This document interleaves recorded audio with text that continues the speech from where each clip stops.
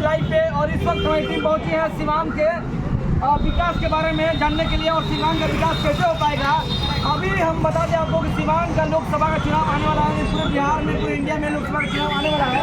उसको लेकर कई से प्रत्याशी, कई से लोग हैं जो चुनावी माहौल में अपने आप को प्रेजेंटेशन कर रहे हैं और प्रस्तुत कर रहे हैं। इसी बीच समाचार से कई से प्रत्याशी जुड़ने वाले हैं जिनका उम्मीद और विकास का जो नाम लेकर चलने वाले हैं, उनका नाम है लोकसभा प्रत्याशी सीवान 18 महेंद्र सिंह उर्फ भूपेश जी, जो हमारे साथ जुड़ चुके हैं, युवा है। और जो इनका संकल्प है, जो उम्मीद है, जनता का विकास करना है, जनता का उम्मीद जो अब तक नहीं हो पाया था, हम उसको कहीं ना कहीं पूरा करना है। और एक और बड़ी बात है कि लोकसभा का चुनाव तो हर कोई लड़ता है और जीतता है, लेकिन एमपी का महत्व क्या होता है, एमपी का दायित्व क्या होता है, क्वालिटी क्या होती है और उसका पावर क्या होता है, उसके बारे में हम जानेंगे। हमारे साथ लोकसभा प्रत्याशी भाभी है और ये किस पार्टी से लड़ रहे हैं, वो पार्टी का नाम बताना चाहूँगा आपको, राष्ट्रीय साफ जनशक्ति पार्टी। इस पार्टी के तमाम के नेता सभी लोग हैं। और एक और बड़ी बात है कि ये लोग कहीं जा रहे थे भ्रमण करने के लिए, हमने अचानक इनसे देखा और रोकने का समय लिया और बात करने का समय लिया। सर बहुत बहुत बधाई हो, करना है कि आप फिलहाल लोकसभा के चुनाव मैदान में उतर रहे हैं राष्ट्रीय सब जनशक्ति पार्टी। उम्मीद क्या लगता है सर? देखिए, बहुत बहुत आपको धन्यवाद। बिहार के जनता जनार्दन को भाई महेंद्र सिंह का नमस्कार। सर ये बताइए कि हमने सुना भी है, देखा भी, आपसे पहली बार रूबरू नहीं हो रहा हूँ, लेकिन सीवान की स्थिति में पहली बार रूबरू हो रहा हूँ और इस लोकसभा क्षेत्र में पहली बार रूबरू हो रहा हूँ। इससे पहले आपका हथुआ में हम लोग रूबरू हो चुके हैं। हथुआ नगर पंचायत में आपका उम्मीद, आपका विकास, आपका जो संकल्प था वो देखने को मिला। आप वहाँ के वर्तमान किन्नर जो है मुन्ना किन्नर, जो नगर पंचायत चुनाव जीते, उनको भूमिका में लाने के लिए आपने बहुत स्ट्रगल किया, बहुत मेहनत किया और काफ़ी सालों से लगे हुए हैं। आपकी पार्टी जो है कोरोना काल से स्टार्ट होकर आज तक बनी है और कई प्रांत में भी काम करने का मौका आप लोग प्राप्त कर रहे हैं। क्या कहना चाहेंगे? देखिए, हमारा मुद्दा है विकास का, रोजगार का, शिक्षा का, स्वास्थ्य का, सम्मान का। आज जितने भी हम जिस क्षेत्र से चुनाव लड़ने के लिए हम शुरू हुए हैं, हमारा यह समझिए कि घर है, एक परिवार है। सीवान हमारा क्षेत्र है, तो सीवान का विकास के लिए हम एक युवा नया नेतृत्व, नया संकल्प के साथ हम बिहार के सीवान को बदलना चाहते हैं, सीवान को एक नई रूपरेखा देना चाहते हैं। तो इसलिए अब सीवान की जनता से मैं आग्रह करना चाहता हूँ कि एक बार जो सोच नई सोच के साथ, नई जोश के साथ एक बार महेंद्र सिंह के हाथों को मजबूत करने का काम करें। क्योंकि आज स्थिति है कि जो पहले कहते थे कि 80 में जो जवान रहते हैं, तो पुरानी ज़माने में जो 80 में भी जवानी का काम करते थे, विकास का काम करते थे, वहाँ उस समय कोई जाति पाति और धर्म का बात नहीं होता था। और कुछ चीज़ों के बाद से ये अपना देश का ऐसा हो गया कि कहीं जाति के नाम से, कहीं धर्म के नाम से एक दूसरे को लोग छलने का भगने का काम करने लगे। तो हमारा कहना है कि रोटी का कोई जात नहीं होता, मजहब की कोई रोटी का कोई जात नहीं होता, पानी की कोई धर्म नहीं होती, और जहाँ इंसानियत जिंदा है वहाँ मजहब की कोई बात नहीं। सीवान में कई दशक से लोग इंतजार कर रहे हैं कि सिसो नाला बन तैयार हो जाता है और यहाँ का विकास होता है, लेकिन अब तक सिसो नाला बना नहीं और लोग यहाँ पर जाम की समस्या के हमेशा निजात पाने के लिए ढूंढते हैं कोई विकल्प, लेकिन मिलता नहीं है। यहाँ पे जो सीवान सिटी है, हमें लगता है कि गोपाल से लोग भी आते हैं यहाँ पे दर्शन के ट्रेन पकड़ने के लिए, और यहाँ पे यात्री पड़ाव के लिए कुछ साधन, बहुत साधन नहीं है। हम कह सकते हैं कि लोकसभा में जो चुनाव लड़ते हैं, जीतते हैं, बनते हैं, उनको बहुत सारा फंड होता है, उनकी दायित्व बहुत बड़ी होती है और दिल्ली सरकार में लड़ते हैं, लेकिन कहीं ना कहीं उनकी जो मानसिकता है वो एमपी लागू नहीं होती है। बिल्कुल सही आपने कहा। देखिए, बात यह है कि 80-85 के जो लोग होंगे उनको सत्ता चाहिए, उनको कुर्सी चाहिए, उनका भविष्य बदलना चाहिए, उनको क्षेत्र में विकास नहीं होना चाहिए, उनके क्षेत्र में कुर्सी चाहिए। और अगर कुर्सी चाहिए, वो लोग सत्ताधारी होकर के केंद्र में जाकर के बैठ जाते हैं और क्षेत्र में क्या होता है कोई पता नहीं होता है।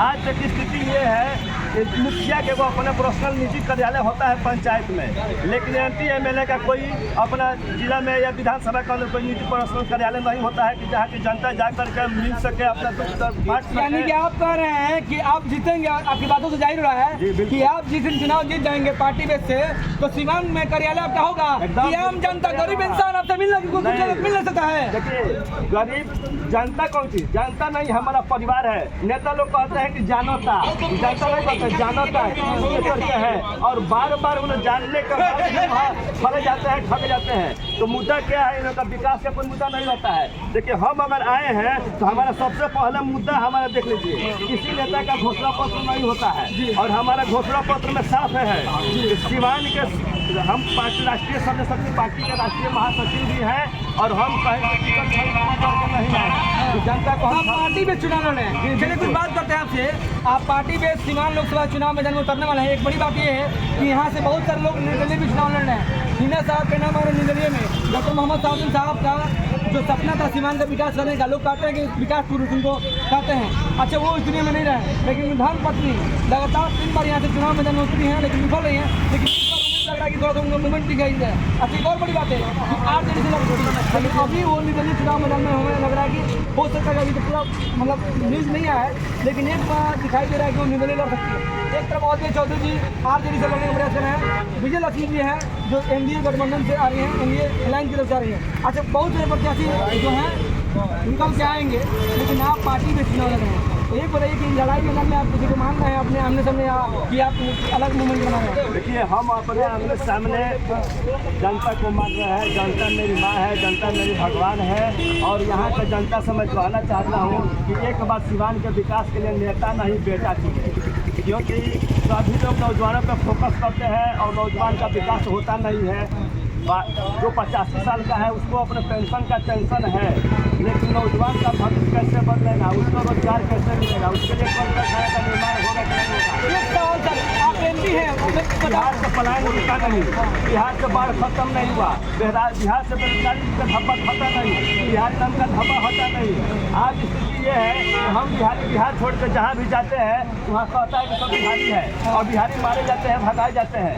तो सत्ताधारी तो हम यहाँ बनाते रहते हैं, वोट तो यहाँ करते हैं, नेता यहाँ चुनते हैं, और लेकिन विकास कुछ नहीं होता। अब अभी जो विकास का काम किए होते हैं हमारे बिहार का, पूरे सिवान पर कुछ है, पूरे बिहार का मैं बात कर रहा हूँ कि बिहार का नौजवान कहीं दबे का ठोका नहीं खाता, अपमानित नहीं होता।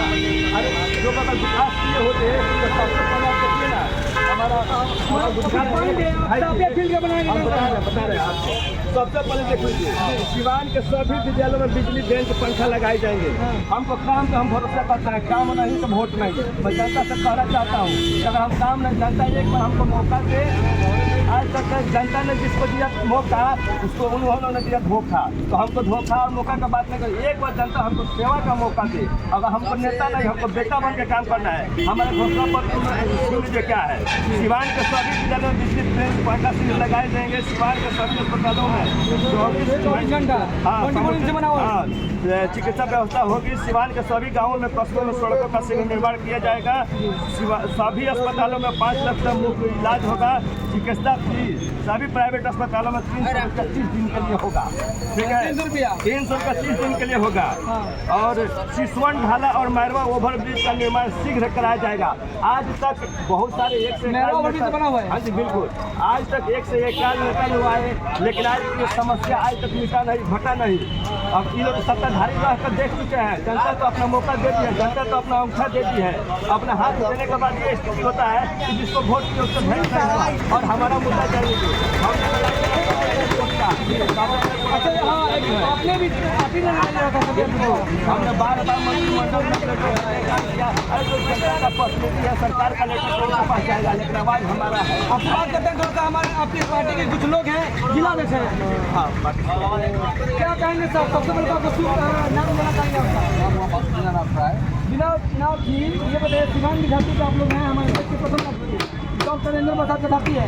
और एक और बड़ी बात है कि यहाँ के MP विधायक इस इतने बड़ी धरती को उजागर नहीं किए। यही बगल में बलिया देखिए, चंद्रशेखर जी का जो प्रधानमंत्री हैं वो बलिया जितना उज्जवल हो चुका है, और सिवान की धरती कहीं ना कहीं विकास बहुत पिछड़ा है। क्या कहना चाहेंगे? आपके प्रत्याशी मैदान में उतर रहे हैं, लेकिन आप उतर रहे, आप ही उतर रहे हैं लोग। क्या लगता है कि चुनाव मैदान में आप लोग जीतेंगे और बेहतर काम कर पाएंगे? 100% जीतेंगे। हाँ क्योंकि सबको जनता देख चुकी है। सब जगह से जनता का सम्मान मिल रहा है। हाँ सब लोग कह रहे हैं कि हमको नया चेहरा चाहिए और नई पार्टी चाहिए।